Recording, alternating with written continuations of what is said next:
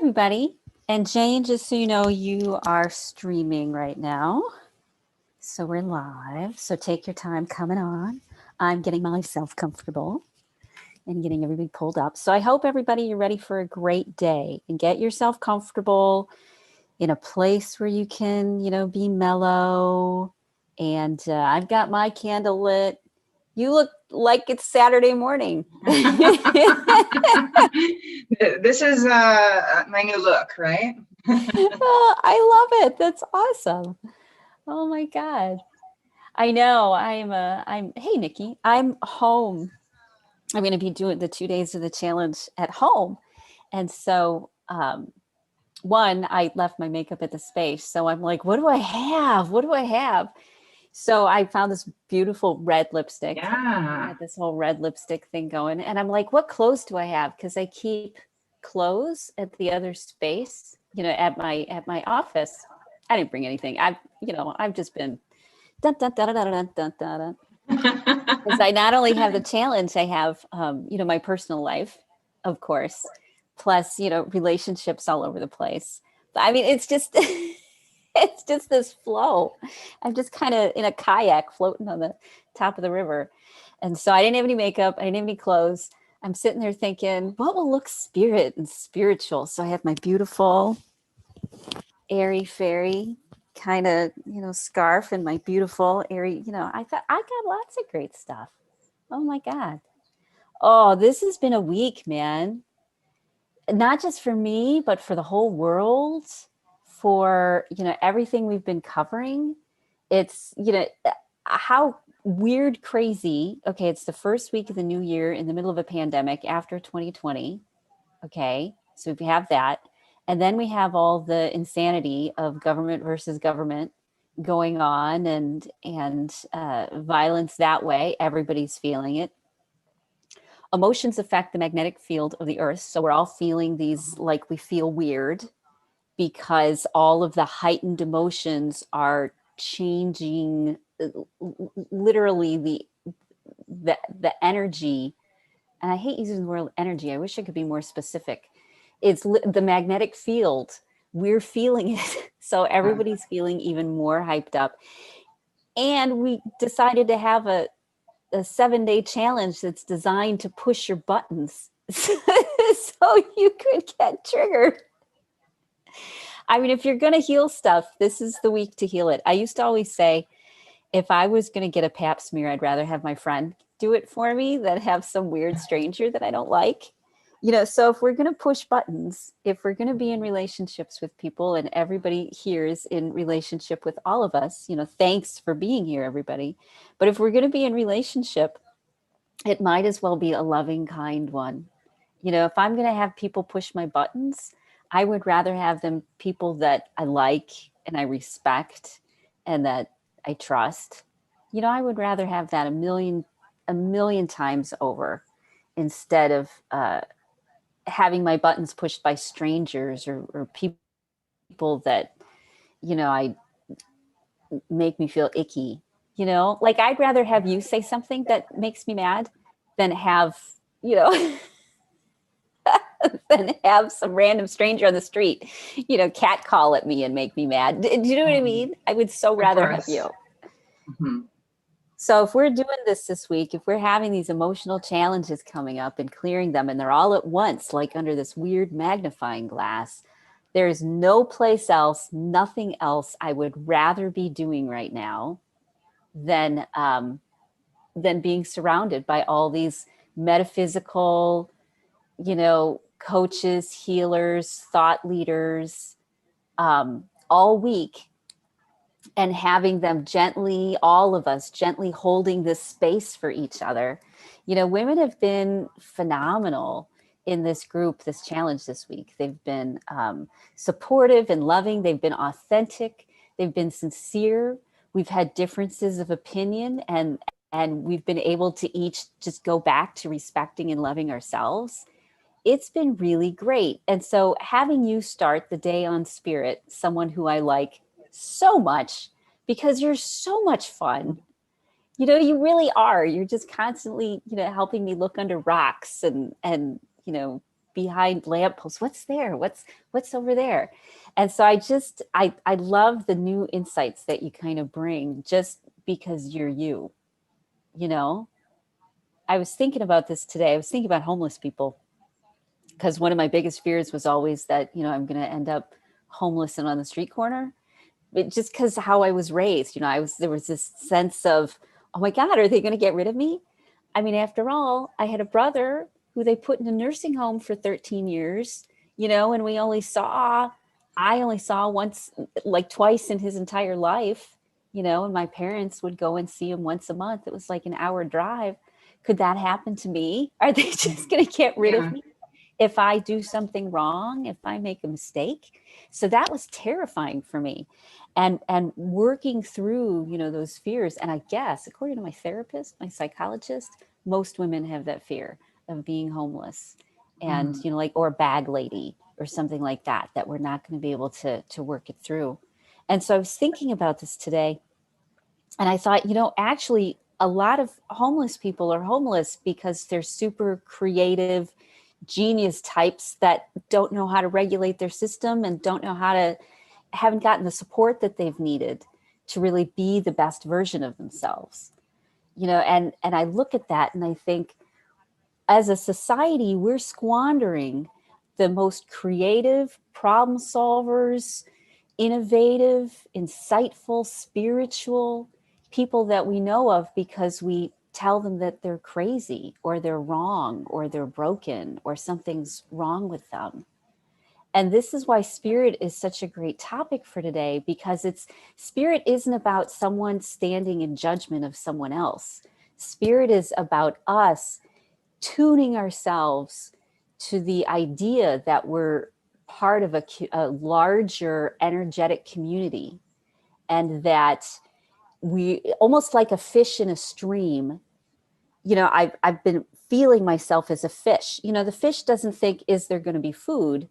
The fish just knows to look for food and they'll find it. If you look, you'll probably find food in the stream. So keep looking, fishy, or if you need a break, the fish just looks for a place to take a break. Oh, where's there? Oh, there's one. There's a place to take a break over there. It accepts and understands that we're surrounded by so much abundance, and that when we're able to regulate ourselves and get our emotions in check, we can see it and we're able to make, better choices that support us. So instead of being like, oh no, there isn't anything, we start to uncover our eyes, see that we're surrounded by spirit in a million different ways, and recognize that we're part of this bigger flow of God or energy or good orderly direction or higher power or great mystery. We're all part of that flow. And when we can see that we're part of it, we're able to start looking for the abundance and the resources and the stuff that helps us be the best version of ourselves that we can be. So, a lot of us were failed as children. We weren't told that there was this abundance around us. But now, as adults, it's our job to get the blinders off and see that it's always there. What do you think about that? That's going to be my magnum opus, I think. Darn it. Oh, goodness. Well, that's a lot. Yes. Well, I was thinking about what you were saying about the fear of the homelessness. Mm-hmm. and how you said a lot of women have that. And I feel like, I don't know that I have a fear of homelessness, but I love my home so much that I have a fear that the people I rent from my home are going to want to sell the house and I'm not going to be able to have it. And I feel the anxiousness when that happens. And so then I always, try and just reframe it. And I'm like, well, if that's the way it's going to be, then maybe there's something better for you out there. And then with also the terms of the finances, I also just kind of tell myself, like, nowadays there's people you can reach out to who will help you, give you that boost. And you might have to get 2 jobs or whatever it is to be able to make it the ends meet, but that I'm able to calm myself. But I noticed I have those similar thoughts of panic. And then I have to reframe it and be like, you'll be okay. You have some people you can that will support you, and you can be able to pay them back, and you'll just have to work harder, adjust. But I feel that too. Right. Like it's not that either or, we're either, a pauper or we're a king. It's that resources are there. And when we're able to stay centered and calm, we can see the resources. We can see what's available. Like for me, here was a turning point for me. It was interesting. I was working with someone who was, they used to be top of the hill financially. They were, in charge of PR for the stock exchange in Chicago.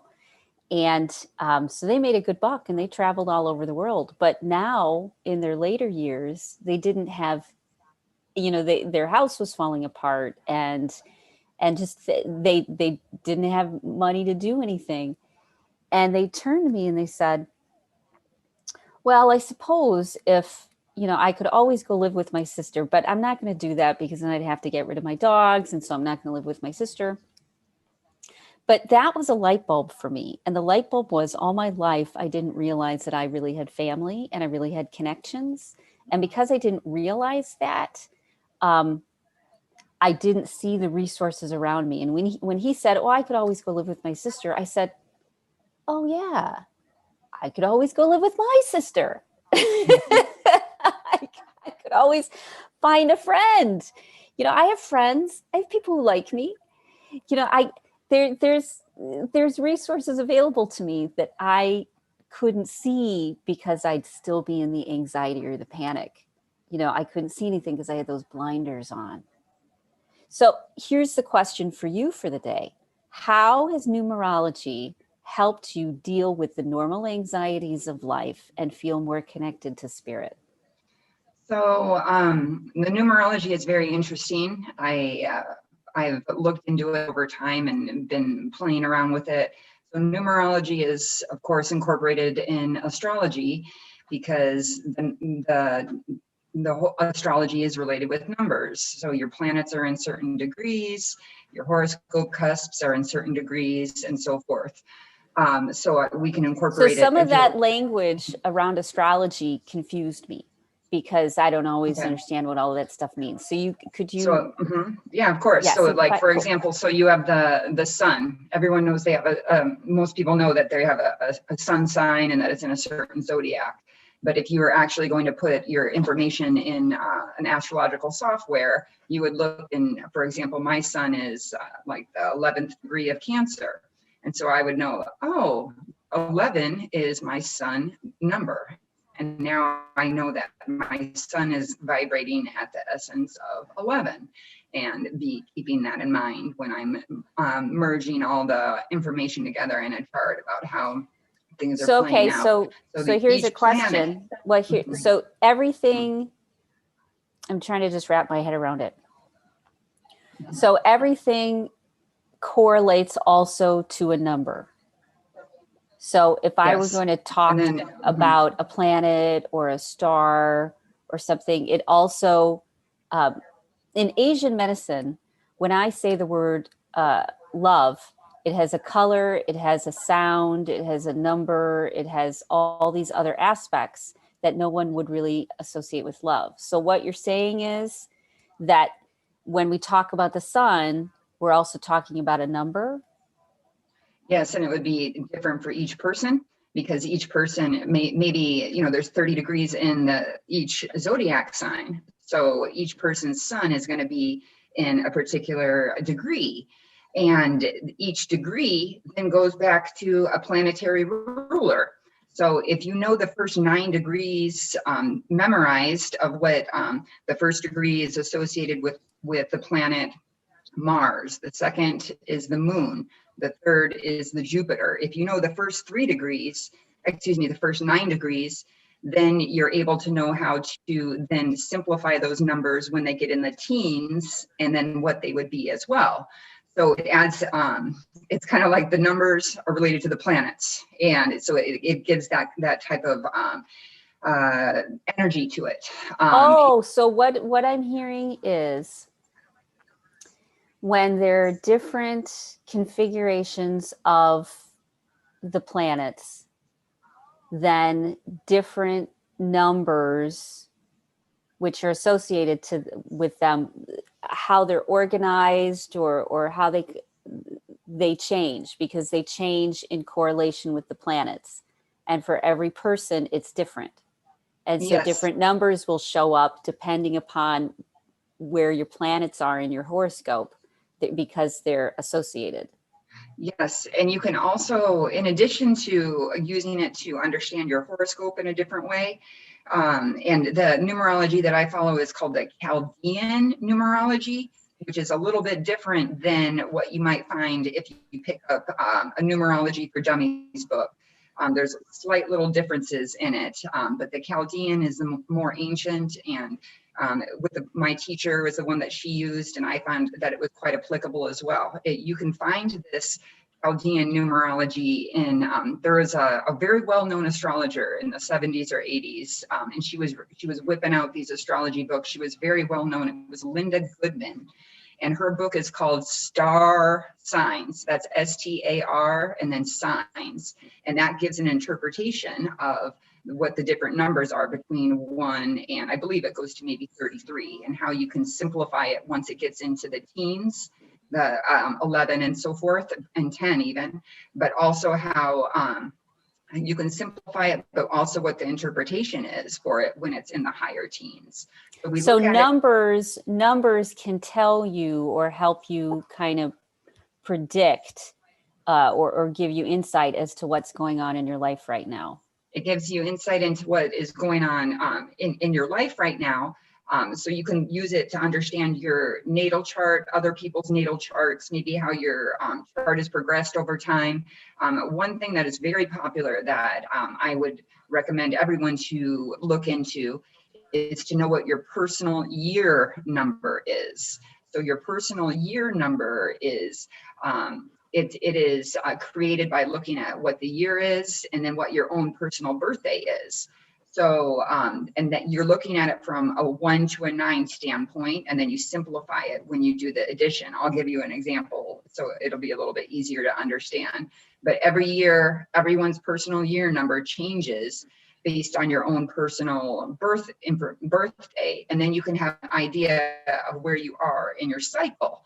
So it can be fantastic to know if you're coming up to a 9 year, which is the ending, it's the number 1 to 9. If you're coming to a 9 year and everything's falling apart, you can have a little bit of assurance that that's okay, because this is the year of endings. Okay, so let me see if I can wrap my head around this. All right, so if you want to kind of know where you're at or what's coming up, you can look at the numbers associated with your year, the year that you're in right now, personally for you, or the numbers associated with your planets. And each number has its own meaning. And so that number gives you insight as to what's going on or what's going to happen. The number gives you information, and you figure out that there are different ways to figure out what numbers in what situations. So let's say I had a deck of cards that each one had a different number on, and I wanted to intuitively find out what's going on in my life right now. I might pick a card from the deck and it would say 7, and then I would look to see what 7 means, and it would give me some insight. Am I kind of wrapping my head around this? Yeah, okay? You can use the numerology like that. Absolutely. But in terms of the personal year, that's the one that I like everyone to know about, because that's where you really understand what the energy is like in that year. And you can know, to me, it can help give you even more confidence to move forward with your goals if you know that you're in a certain type of a year. So for example, last year I was in a 5 year, and I just Googled like personal year 5. And so much fun stuff comes up. It's so helpful. And you can find just things on Google Images, or you can find lots of things written quite a bit. And even on YouTube, you're going to find people talking about it. So like 5 for me represented Mercury, which deals with communications. And one of the things that I was reading, it could be dealing with travel, it could be dealing with relocation. So that gave me confidence. Yes, this is the year when I can have my moving from Illinois to Idaho. So for this year, like, I'll kind of show you here how I figure it out. So we've got, the year is 2021. So we simplify 2021, you add it, and like 2 + 2 + 1 is 5. And then so we know that everyone is going to add 5. 2021 is a 5 year. And then for me, my birthday is July 3rd. So July is the 7th month, and then it's the 3rd day. So when I add 7 + 3, I get 10. And then when I'm looking at 10, I simplify that by just taking that 0 away. And if I would have had 11, I would have added 1 + 1, and that would have made 2. But then we see here that 2021 simplifies to 5, 7 + 3 is a 10, which simplifies to 1, and then we get a 6. So then I know, like, oh, I'm so lucky. This year is 6, and 6 is the Venus year. Oh, I'm so happy. Maybe I will have some romance. Maybe I'm going to make some money. This is a good year. Why do you think numerology works? So, I mean, because I spent most of my life studying shamanic work and spiritual things. And there was always a part of me that said, oh, it's the placebo effect. Oh, it's just, I'm shaping my psyche. I'm just triggering my psychology around what's going on. And that's all that's happening. But then as I've cleared out my stress and my trauma and realized, as I said, I'm this fish in this stream, that there's this whole universe that's moving around me. And I just need to stay out of the way and not get hit in the head by something. You know, it's almost like we're living in a world, and you have to make sure that you look for your opportunities and you protect yourself, versus it's me against the world. You know, versus I'm the center of the universe. No, I'm a part of the universe. So I really had to change that thinking. And then I could accept that, okay, maybe numerology actually, you know, and all these other things actually work. You know, maybe they actually mean something. So why do you think numerology is real, let's say?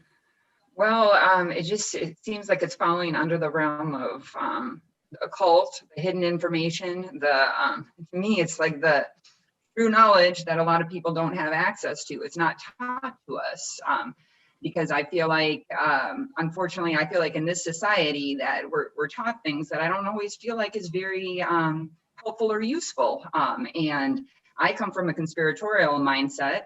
So I'm thinking, you know, we're taught things that don't even matter because there's a de-education agenda. So that's from my personal opinion. I love that about you, by the way. I love the fact that you come from a conspiracy mindset, and I do a little bit too, you know, and we each have our own, but because you're out there and you're looking at things in different directions, and then you're like, no, here are these numbers which back up the fact that the food industry is manipulating you into eating more sugar and keeping you addicted. You know, you always stay on the cutting edge. So I love listening to you because you're looking at that stuff. So for me, one of the things that I look at is I think, oh, so what are the secret societies looking at? What are they valuing? And in my research, I feel like the secret societies, who do have a lot of information about the secrets of the universe, they're talking about numerology. They're talking about astrology. They're understanding this stuff works. So I feel like it's been suppressed knowledge that I feel like is purposely suppressed, because knowledge is power, and it's not as easy to control and mask people if they're empowered with a bunch of information about how the universe works.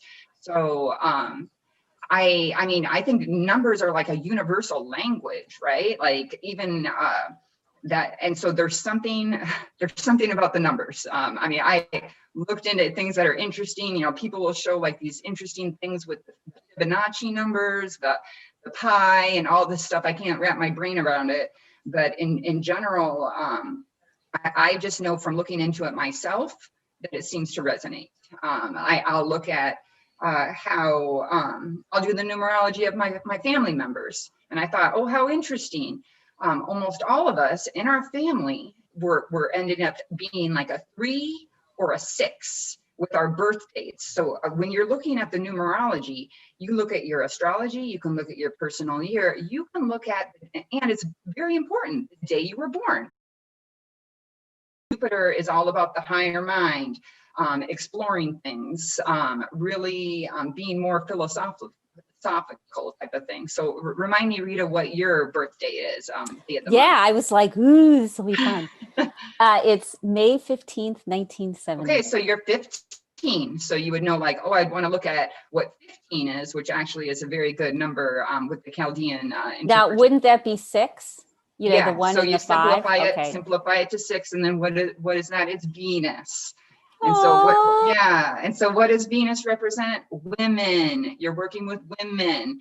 So imagine if you were sitting there when you didn't, also it's Venus is nurturing, you started off your career working with children, but imagine if you would have been empowered with that knowledge and you would have had a list of everything that Venus represents. And so this is what and this is the energy that I'm vibrating at. This is where my natural personality is going to have this, and this is where I'm going to be more successful. So you've made a very successful business with women, and Venus dealing with relationships, and you're helping women heal from relationships, and everything's relationships, right?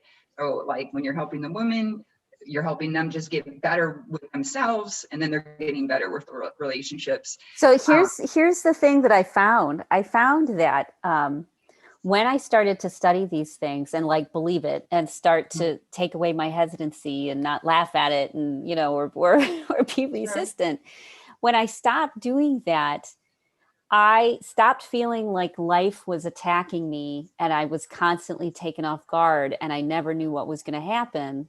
And I started to gain some ground in my life. One of the biggest benefits to me of getting ahead of the 8 ball, getting ahead of the game, was the year-long astrology report that you gave me last year. And what it did was it gave me a roadmap for things to watch for through the year so that I wasn't taken off guard. So I wasn't unprepared. And so I would look at the dates and I diligently put them in my calendar, and just a little note, I just put a little note there like, oh, today has to do with personal relationships that might go bad, and I'd see this coming up like in the, oh, that's coming up in a week, okay, well, let's just let's just see, how that unfolds, what that looks like. And when I would relax, I'd be like, oh, look, it showed up in this area of my life. Okay, that's interesting. And then I was able to minimize or soften or turn something into an opportunity, because it's as if I knew what energy was coming and I could be in the flow instead of constantly feeling, victimized by life. It made a big difference being able to kind of predict, the energy and how I wanted to relate to it and engage with it. A lot of people are feeling uncomfortable because the poles are shifting. I mean, literally, physically, the poles in the earth are shifting. They're in the middle of moving. And because of that, people are feeling it. And there's a side effect. We feel it. Okay, I'm done. Okay. Also, so we did we did 1 + 5 is 6, but then let's also consider what it means to be born in May. So then you're also vibrating with the energy of 5, with this Mercury. And what are you doing? You sit there and you love to talk, where you're interviewing people, educating people. You originally were thinking of you were getting into the teaching field, and in your massage therapy work, you incorporated an element where you had a consultation with the session with the person ahead of time that dealt with like, how's your week going? And so that was very mercurial. So also for people to take a look at what your month is. So for me, I'm July 7, Neptune.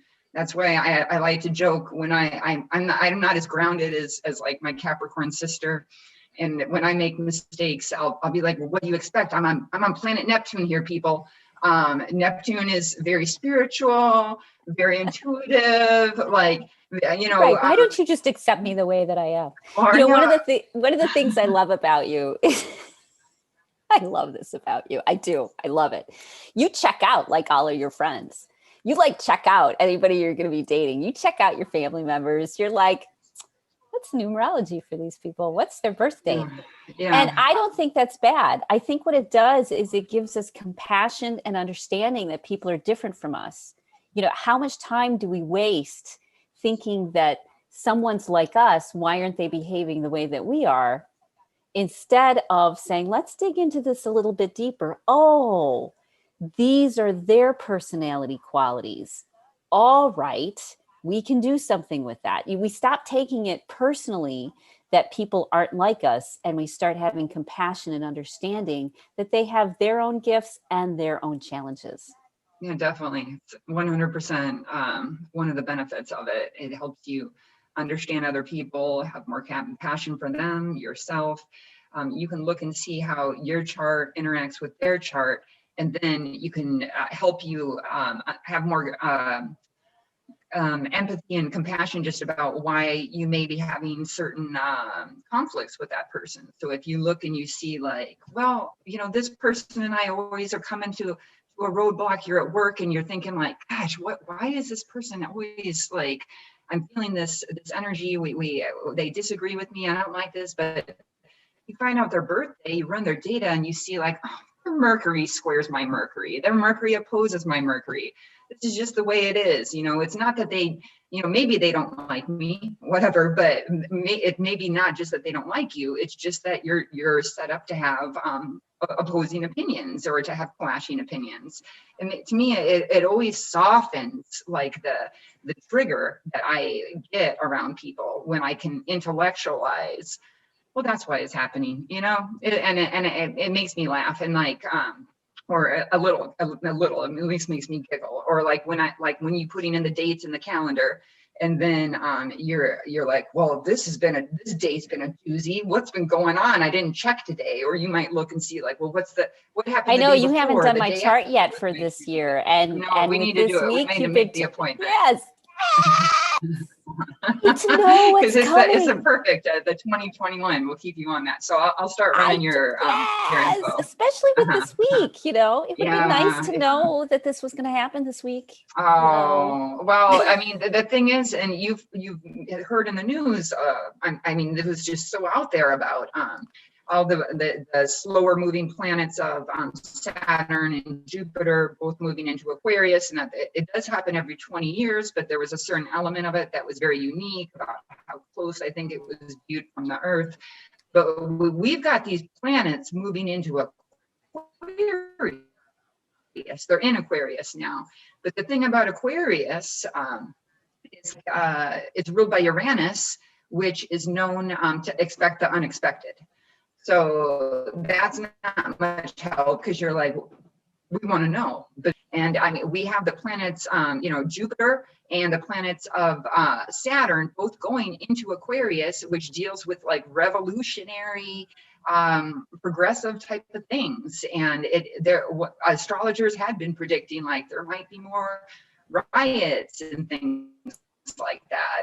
So this is a intense time, and eventually in a couple of years we're going to have Pluto be thrown in the mix in the Aquarius energy, and both the Pluto is going to be there for ages. Pluto takes very long transits, and Pluto is death, transformation, rebirth, going in the sign of Aquarius, which is dealing with like revolutions, changes, innovations. So you can look at it and say like, well, this is how it's coming out, and I really hope that it comes out more in this positive energy versus like destruction of things. Right. I would hope that, And like, what can I destruction of do? Evil, like. Right. And what can I do to contribute to the higher good? And as we were talking about, emotions affect the whole magnetic field around the earth. It affects how other people feel because we're connected to them. It affects everything. When groups of people get together in a positive way, it has a positive impact. It's measurable, it's physical. So, okay, so I have a question for you. Do you ever just like you're driving down the street and you keep noticing the same number and you're like, oh, clearly I need to look up what this number is? Does that happen to Um, you? Well, I mean, I notice certain, I just notice the synchronicity of the numbers that when it comes to me, like when was looking for my apartment, my home I'm in right now, it's 304. So what is 304? It's 7. You know, remember I'm like, oh, I'm a Neptunian, and here I got the 7. And I'll kind of like be taking a peek at, oh, what's my school office? What's their address? Oh, it ends up being a 6. I think this is Venus. This is going to be a good place to work at. And you know, a lot of people have those numbers where you look at the clock and you're always seeing 11:11. For a long time, I was looking at the clock and it was my birth time, 10:29. I'm like, it's just funny, you know, how people say, you know, that the numbers popping out to you when you become more aware to kind of look at them. But yeah, I definitely. Doreen says that her and her daughter get 222, Mhm. 555, and 888 every day. Mhm. Oh, interesting. So it's tapping into some type of different master numbers. So you would look into, you know, the numerology of the 2. And then you also can add it up. If it's 222, then it's 6. And then it's seeing what the interpretation of that is. There's certain things like if you Google like what's 222, I know they come up, this is an angel number and so forth, but I don't know how much, I haven't looked into how much I feel like that is really valid. So I really just break it down to the Chaldean numerology and thinking about what that means. But I always do kind of think about like, when I look at that clock and it is 10:29, what was I thinking right at that moment? You know, like maybe there's some kind of like interesting synchronicity that you can turn it into that, like I'll have when I look at those clocks, when those numbers come out, like program it to the universe to have it be like that. Doreen says that she reads angel numbers and they're magic.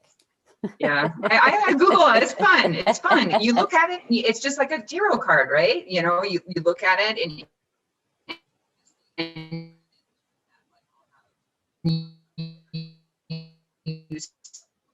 see what's speaking to you because and we go. So I like it. It's fun. And then Jenny was saying she tries to What- notice what's happening or what she's thinking of when she sees that those numbers, when those sorts of things show up, 11:11, she goes, oh, what am I thinking of? Mhm. What am I noticing around me? You know, to try to like be aware that something important is happening. Also, I like to even know what the calendar day is and then know what that energy is going to be like. So if you like today is 9, so today is like a Mars day. So to me, I would be thinking like, oh, this could be a day where I would be asserting myself in some way, or I'm going to be more physically active. And then Saturn in the Chaldean numerology is associated with 8. So when I was, so also you find out your personal year number with your own birth date. So you saw how you can figure out what your personal year number is for 2021. You do the same thing, but you put in the year you were born. And so that's also a certain type of numerology that you're carrying. So I used to read so this. my power number this year, so if it was 15 and 2021, so 2021 was the 5 and then the 15 is the 6, and then together it's 11 or 2. So you're 7, I think let me do it again to make sure I didn't make an error, but I think it's 7. Okay, May 15th, 2021.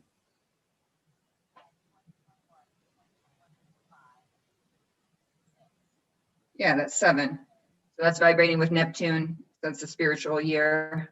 A time okay, where so how did it end up in 7? Can you? Well, you were talking about your personal year of 2021.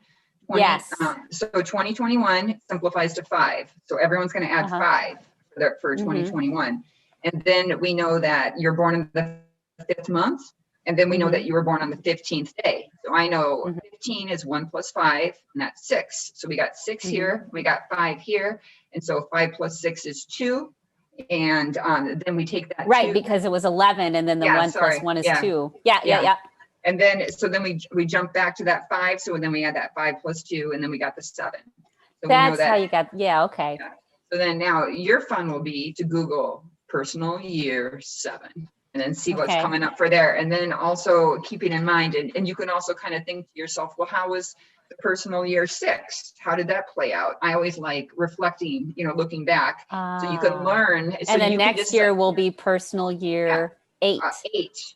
That can be a money And year. we can kind of follow our trajectory the each flow of year. So Yeah, it's the month number, which for me was 5, the day, which was 15, and that broke down until to 2, and Yeah. then the year that you're in.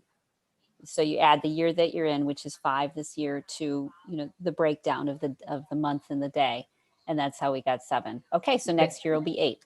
And I recommend actually creating a timeline, a document on your computer.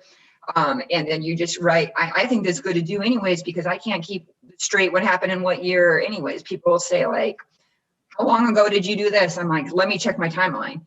So I got my timeline of each year, and then I kind of write the major things that I remember happened during those years. And then I also write what was the personal year then. So then I'm learning myself, do I believe these personal years work? How did it play out for me?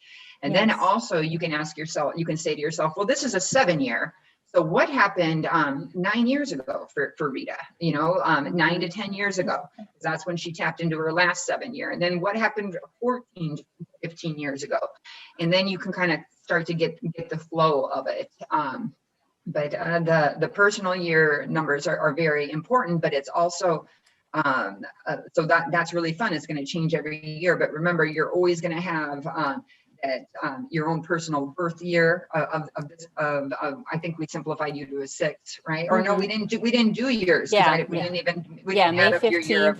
1972. Okay, so then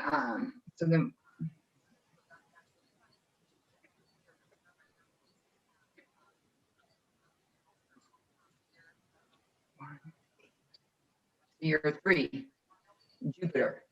Okay, because let me we double added check up the the math. year. Yeah, so 1972, that ends up being 1 and the 9, simplified to 1. And they add to the 7, that's an 8, and then adding to the 2 is a 10, and we simplify that to 1. So everyone born in 1972, we know that simplifies to 1, and then we have the 5 and the 15. 5 plus 15 is 20, and then we simplify that to 2, and then the 1 plus 2. And then I want to review. I think I'm pretty sure that we always do the first 4 numbers. I think some people, they maybe say just only do the last 2. But when in the comment section, I'm going to find different links that's going to talk about this. And I'm going to check my my previous information on it. But that's the 3 is the Jupiter, luck and expansion, higher mind, philosophical studies. So at the end of the day, go ahead. Tell me about myself. Well, it's kind of like you're resonating with Jupiter. It is the Jupiter, and Jupiter resonates like with Sagittarius energy, and Sagittarius energy. And the thing with the Jupiter is it's known as being expansive. It's known for some luck, some optimism. Jupiter's known of being jovial, So and the 2 planets that are known as the benefic planets is the Jupiter and the Venus, and you're kind of tapping into both of those type of energies. So Kitty wants to know if things will change drastically for me because Jupiter will join Aquarius. Oh, is she Aquarius or something? I don't know, but I think she said, so will things change drastically for her? So I assume she's talking about me because you said Jupiter will join Aquarius.